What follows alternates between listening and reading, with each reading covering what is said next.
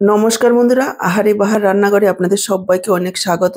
আজকে আমি লাউয়ের একেবারে নতুন স্পেশাল একটা রেসিপি নিরামিষ লাউ ঘন্ট আপনাদের সাথে শেয়ার করব। আশা করছি আপনাদের ভীষণই ভালো লাগবে। লাউ ঘন্ট আপনারা অনেক রকমভাবে খেয়েছেন, বড়ি দিয়ে, মুগ ডাল দিয়ে, ছোলার ডাল দিয়ে। একবার এইভাবে খেয়ে দেখুন, আশা করি আপনাদের এবং আপনাদের পরিবারের সকলের ভীষণ ভীষণ ভালো লাগবে। নিরামিষ দিনে এই লাউ ঘন্টটা তৈরি করে নিলে আর কিছুই রান্না করতে হবে না, এতটাই টেস্টি হয়। রান্না করা যেমন সহজ, খেতেও সেরকমই সুস্বাদু। তো চলুন আর দেরি না করে রেসিপিটা দেখে নেওয়া যাক। আজকের এই দারুণ স্বাদের নিরামিষ লাউ ঘন্ট রেসিপিটা করার জন্য আমি এখানে একটা মিডিয়াম সাইজের লাউ নিয়েছি। লাউয়ের উপরের খোসাটাকে দেখুন এভাবে পিলারের সাহায্যে ছাড়িয়ে নিয়ে এভাবে ঝিরিঝিরি করে কেটে নিচ্ছি। লাউয়ের পরিমাণ আপনারা নিজেদের প্রয়োজন অনুসারে কম বেশি করে নিতে পারেন। দর্শক বন্ধুরা, এখানে একটা কথা মনে করিয়ে দিচ্ছি, আমার আজকের রান্নাটা দেখে কেমন লাগলো কমেন্ট বক্সে জানাতে ভুলবেন না। ভালো লাগলে অবশ্যই একটা লাইক করে শেয়ার করে দেবেন। আর আমার থেকে এইরকমই নতুন নতুন রেসিপির আপডেট পেতে চ্যানেলটাকে সাবস্ক্রাইব করে সাথেই থাকবেন। বেল বাটনটা অল করে দিলে আমার দেওয়া যে কোনো রেসিপির আপডেট সবার আগে আপনাদের কাছে পৌঁছে যাবে। ফেসবুক থেকে ভিডিওটা দেখে থাকলে আহারে বাহার রান্নাঘর পেজটাকে ফলো করার অনুরোধ রইল। লাউটাকে আমি কাটার আগেই ভালোভাবে ধুয়ে নিয়েছি। তারপর লাউটা এভাবে কেটে নিলাম। আর এদিকে গ্যাস অন করে কড়াই বসিয়ে দিয়েছি। দিয়ে দিচ্ছি 1 লিটার পরিমাণ জল। জল গরম হয়ে যাওয়ার পর দিয়ে দিচ্ছি হাফ চা চামচ লবণ। দিয়ে দিচ্ছি 100 গ্রাম পরিমাণ সয়াবিন। সয়াবিনের পরিমাণটা চাইলে একটু কমিয়ে বা বাড়িয়ে নিতে পারেন। এবার সয়াবিনটাকে প্রায় 4-5 মিনিট সেদ্ধ করে নেব মিডিয়াম ফ্লেমে। সয়াবিনটাকে 4-5 মিনিট সেদ্ধ করে নিয়েছি। দেখেই বুঝতে পারছেন সয়াবিনটা অনেকটা ফুলে উঠেছে। এবার সয়াবিনগুলোকে দেখুন এইভাবে জল থেকে ছেঁকে তুলে নিচ্ছি। সয়াবিনগুলোকে তুলে নিয়ে একটা বাটিতে রাখলাম আর সাথে সাথেই ঢেলে দিয়েছি কিছুটা ঠান্ডা জল। সয়াবিনগুলোকে একটু ধুয়ে নেব আর চিপড়ে তুলে নেব। সয়াবিন অনেকের কাছে গন্ধ লাগে, এইভাবে একটু সেদ্ধ করার পর ধুয়ে নিলে আর একটুও গন্ধ লাগবে না। তারপর দেখুন এইভাবে চিপড়ে তুলবো, যতটা সম্ভব জলটা বের করে দেব।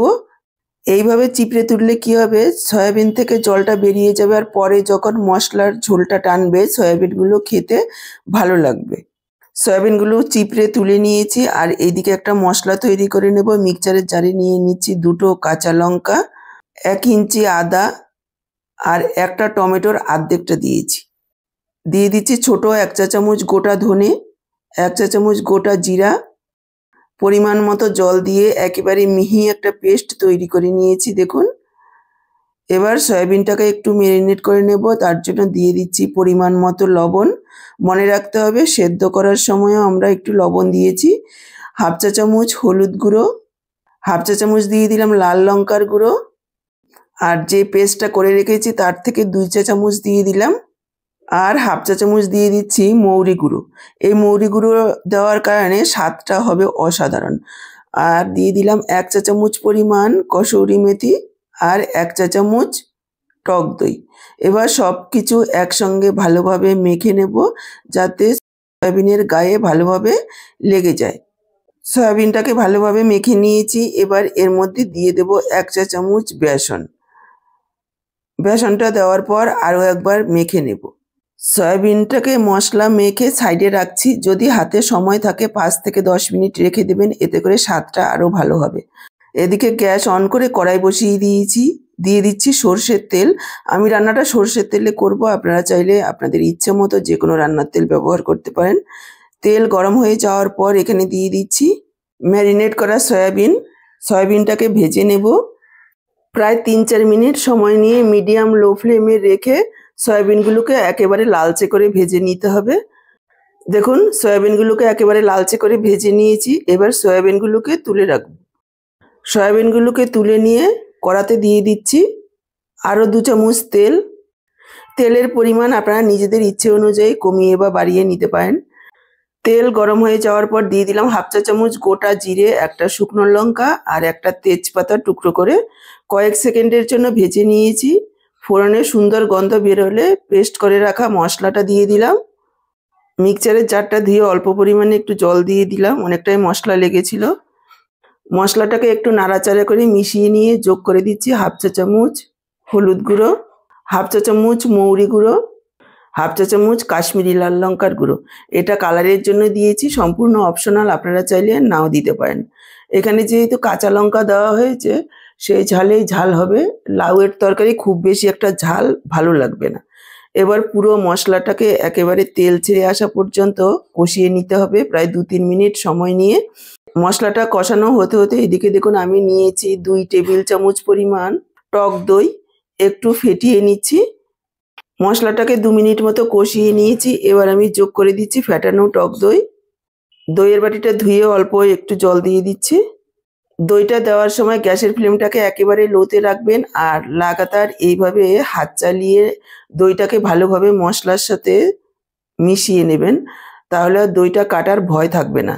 দই মিশিয়ে নিয়ে এখানে আমি যোগ করে দিলাম হাফ চা চামচ চিনি। একটু মিষ্টি দিলে খেতে ভালো লাগবে, যেহেতু সম্পূর্ণ নিরামিষ আর লাউয়ের তরকারি। আর যোগ করে দিলাম স্বাদ অনুযায়ী লবণ। পুরো মশলাটাকে মিশিয়ে নিয়ে ঢাকা দিয়ে প্রায় 3-4 মিনিট সময় নিয়ে লো ফ্লেমে কষিয়ে রান্না করে নেব, যাতে করে মশলার তেল ছেড়ে আসে। দেখুন ঢাকা দিয়ে প্রায় 3-4 মিনিট কষিয়ে নিয়েছি। মশলার পরিমাণ অনেকটাই কমে গেছে, যেহেতু তেলের পরিমাণটা কম দেওয়া আছে সেই জন্য অল্পই তেল ছেড়েছে। এই সময় আমি যোগ করে দেব কেটে রাখা লাউ।